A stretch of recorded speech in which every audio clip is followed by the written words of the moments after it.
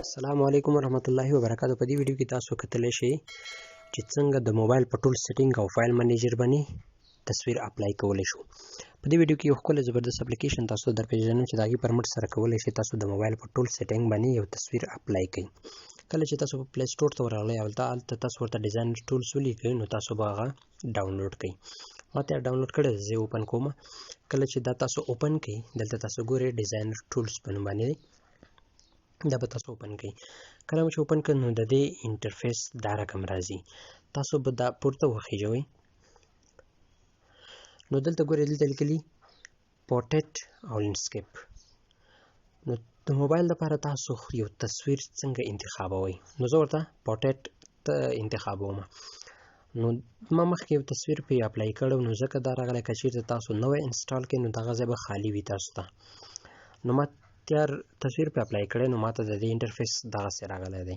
نو تاسو به لاړ شئ په همدغې پورټریټ باندې به تاسو کلیک کړئ. که چېرته تاسو د موبایل تصویر په ولاړه باندې او که په پرتو باندې تاسو تصویر سیټ کوئ ورته نو زه ورته په ولاړه باندې یو تصویر سیټ کوم نو دلته تاسو به په کلیک وکړئ. دلته به تاسو هغه تصویر انتخاب کړئ چې په کوم فولډر کې تاسو ته پراته وي یا فایل منیجر کې وي یا په ګیلري کې وي. تاسو که راشئ دلته هم تاسو تصویران ښیي خو که دلته تاسو تصویران په مکمله توګه نه ښکاره کېدل نو بیا به تاسو راشئ دغه درې لاینونه چې کوم دي پر دې به تاسو کلیک کوئ. کله چې تاسو پر دغې درې لاینونو باندې کلیک کړئ نو دلته چې تاسو والا ایمیج په ډاونلوډز کې وي په ایمیج کې وي او یا هم په فایل منیجر کې وي او یا هم په ګیلري کې وي دغه ټول به تاسو ته راشي. نو ما سره تیار په ګیلري کې دی زه ګیلري اوپن کوم.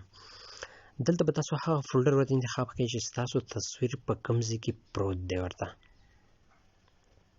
نو زه راځم دلته یو تصویر ورته انتخابوم. دلته ما ورته یو دغه تصویر انتخاب کړ.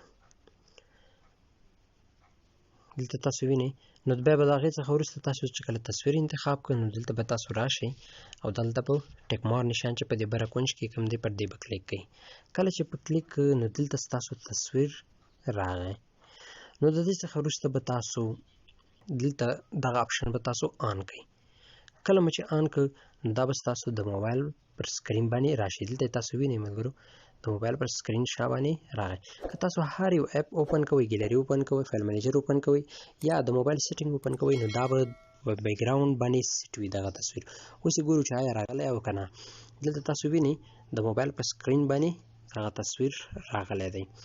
نو که چېرته دا ډېر زیات خړ دی زه د موبایل سیټینګ ته ورځم نو هلته ګورو چې په سیټینګ باندې به هم اپلای شوی. دلته تاسو وینئ ملګرو خو ډېر زیات دا تصویر وړوکی هم دی او د دې چې کوم دا خړوالی تتوالی کوم دی دا ډېر زیات دی. نو زه غواړم چې دا د لږ تیز شي نو دلته دغه یو اپشن دی اوپیسټي په نوم باندې دی چې تاسو ورته اوپیسټي هر څومره برابروئ هلته برابرولی شئ. زه غواړم چې یو بل تصویر هم پرې اوپن کړم جوړ کړم نو بېرته راځم په هماغې باندې کلیک کوم. دلته به زه یو بل تصویر خلاصوم. دلته مې یو بل تصویر ورته انتخاب کړ. دلته تاسو وینئ پاسنی اپشن چې کوم دی دا به ورته بېرته آن کړئ. کله چې دا آن کړ نو دلته به اوپیسټي ته راشئ. اوپیسټي به ورته تاسو واخلئ چې څومره د تصویر خړوالی او تتوالی تاسو ته ښکاري. دلته ګورئ ما یو بل تصویر پرې اپلای کړ. دلته تاسو ګورئ د موبایل په ټول سکرین باندې راغی. که زه سیټینګ ته ورشم ګورئ تاسو هلته هم دلته ښکاري او که زه راشم فایل منیجر ته نو دلته به د فایل منیجر تر شا باندې تاسو وینئ هغه تصویر اپلای شوی. نو هر یو تصویر چې تاسو وغواړئ د دې طریقه تاسو کولی شئ د موبایل پر ټول سیټینګ باندې اپلای کړئ. که چېرته تاسو دغلته کوم فولډر هم اوپن کړئ نو د هغې تر شا به دغه تصویر پروت وي. د هغې تر شا به دغه تصویر خامخا وي. دلته ګورئ ما فولډر اوپن کړ نو دلته تاسو ولیدل چې هغه پرې اپلای شوی وي. نو د دې طریقې کولی شئ چې خپل تصویران د موبایل په ټول سیټینګ باندې اپلای کړئ. امید لرم زما ویډیو مو به خوښ وي. که چېرته خوښ زما چینل ته سبسکرایب کړئ او که زما دغه ویډیو تاسو په پیج باندې ګورئ نو پیج درسره لایک کړئ. تر بلې ویډیو تاسو په الله پاک سپارم.